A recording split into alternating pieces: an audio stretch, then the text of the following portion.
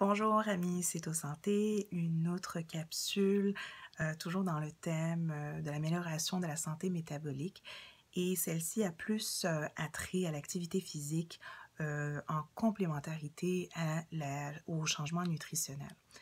Alors, plusieurs personnes ont dans la tête que pour perdre du poids, il est tout à fait nécessaire de combiner des changements alimentaires à une augmentation de l'activité physique. Et ce que j'essaierai de vous dire, c'est que d'un côté, c'est vrai, mais d'un autre côté, c'est faux. Donc, on ne peut pas dire que si on ne fait pas d'exercice, on ne perdra pas de poids.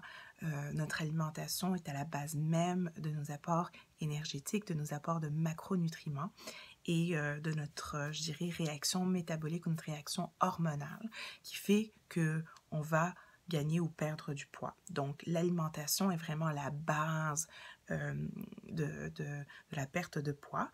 Et la nutrition est quelque chose qui est complémentaire, mais pas toujours nécessaire. Pourquoi est-ce que cela est important? L'une des excuses que j'entends souvent dans mon bureau, c'est que les patients vont dire, mais écoutez, docteur, moi là, j'ai tout essayé pour perdre du poids, ça ne fonctionne pas. Puis oubliez l'exercice, j'ai trop mal au dos, je fais de l'arthrose, j'ai mal aux genoux. Moi là, j'ai de l'emphysème, j'ai de la difficulté à respirer quand je fais de l'exercice.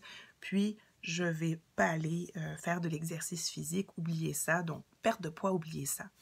Et ma réponse est que, écoutez, je ne suis pas là pour vous dire qu'il faut faire de l'exercice pour perdre du poids. L'exercice a beaucoup d'avantages au niveau de la santé globale, mais il est primordial que vous perdez du poids pour des raisons de santé métabolique. Et je peux vous assurer qu'en adoptant une alimentation qui est plus saine pour vous, vous allez être en mesure de perdre du poids sans même commencer à faire de l'exercice. Alors souvent, les gens vont être interpellés parce qu'ils ont toujours entendu, si tu veux perdre du poids, il faut manger moins et bouger plus. Moi, ce que je dis, si vous voulez perdre du poids, il faut manger différemment. Et c'est sûr que bouger plus va vous aider, mais ce n'est pas absolument nécessaire. Alors, il faut réaliser, et je le souligne, je ne suis pas en train de dire qu'il ne faut pas faire d'exercice, loin de là, il me s'en faut. Je veux vous dire que vous pouvez commencer à perdre du poids sans faire d'exercice, mais que l'exercice physique a beaucoup d'avantages. Pourquoi? On sait qu'il y a des centaines d'études qui démontrent un avantage au niveau de la santé cardiovasculaire et au niveau de la longévité, donc notre durée de vie. Il y a aussi plusieurs études qui montrent qu'il y a un avantage au niveau de la santé mentale. Donc, quand on active notre corps, on active notre cerveau et ça peut nous aider à surmonter des symptômes d'anxiété, de dépression, etc. On sait aussi qu'au niveau de la santé cognitive, donc les gens qui font plus d'exercice ont moins à risque de développer des démences à long terme.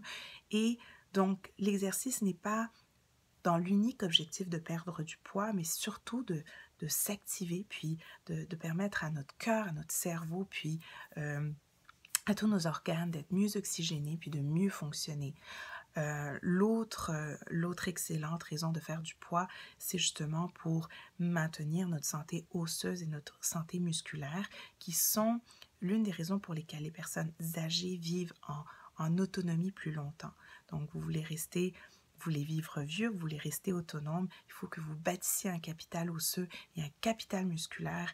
Et ça se fait non seulement à travers l'alimentation, mais aussi à travers l'exercice physique. Alors, j'espère vous avoir convaincu que l'exercice physique est pas nécessaire, mais tout à fait souhaitable pour améliorer votre santé globale. Le point que moi j'ai remarqué dans mon expérience personnelle et clinique, c'est qu'au fur et à mesure que les gens mangent CETO ou mangent LCHF, ils ont une espèce de, non seulement une perte de poids, mais un regain d'énergie, une diminution de leur douleur, que ce soit osseuse, musculaire ou articulaire, et tout à coup, ça leur donne le goût de bouger, le goût d'en faire plus, et généralement, ça crée une espèce de momentum positif pour la prise en charge de sa santé globale. Alors, commencez d'abord par changer votre alimentation.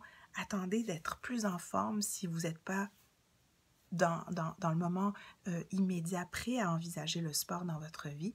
Mais une fois que ce momentum positif est créé, que vous vous sentez beaucoup plus en forme, profitez-en pour introduire l'activité physique pour améliorer votre santé globale.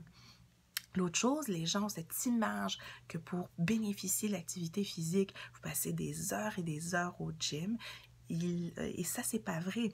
Des études montrent que juste entre 7 et 20 minutes d'activité physique va allonger la vie et va augmenter la santé cardiovasculaire, va l'améliorer nettement.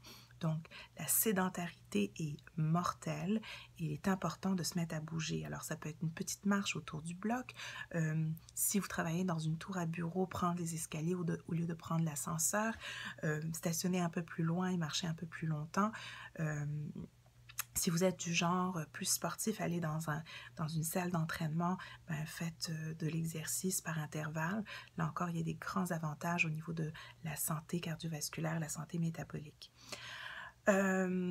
Pour finir cette vidéo, il y a un côté très important de l'alimentation céto que j'ai besoin de discuter ou de souligner pour les gens qui font déjà de l'activité physique. Alors, et ça, c'est au niveau de gérer de l'endurance ou la performance. Quand on est déjà assez athlétique, quand on est habitué à s'entraîner régulièrement, les gens qui mangent céto vont remarquer une période d'environ 3 à 6 semaines pendant laquelle leur performance et leur endurance va diminuer. Alors, sur le plan de vue physiologique ou le plan de vue biologique à l'intérieur, qu'est-ce qui se passe? Nos mitochondries, je parle souvent des mitochondries, nos petites usines d'énergie, elles, quand on s'alimente surtout de glucides, vont avoir développé toute leur machinerie, leurs outils pour utiliser les glucides comme source primaire d'énergie. Quand on décide de manger céto ou de manger en CHF, nos mitochondries, ça va leur prendre du temps de développer la machinerie ou les outils nécessaires pour utiliser le gras et les corps cétoniques comme source de carburant. Et cette période de transition dans laquelle les mitochondries, je dirais, recyclent leurs appareils internes va durer entre 3 et 6 semaines, dépendamment des gens, puis on ne sait pas exactement c'est quels facteurs qui vont faire qu'on va être céto-adapté plus rapidement versus plus tardivement. Et pendant cette période-là, les mitochondries en arrachent un peu. Alors, elles trouvent ça plus difficile. Du coup, nous, comment ça va se manifester si on fait de l'activité sportive régulière? Nos muscles vont être peut-être un peu plus endoloris, vont être fatigués un peu plus facilement. On va avoir un peu moins de performance et d'endurance. Et cela, généralement, a tendance à s'améliorer au bout de 6 semaines. Et l'alimentation cétogène n'est pas contre-indiquée quand on est des grands sportifs.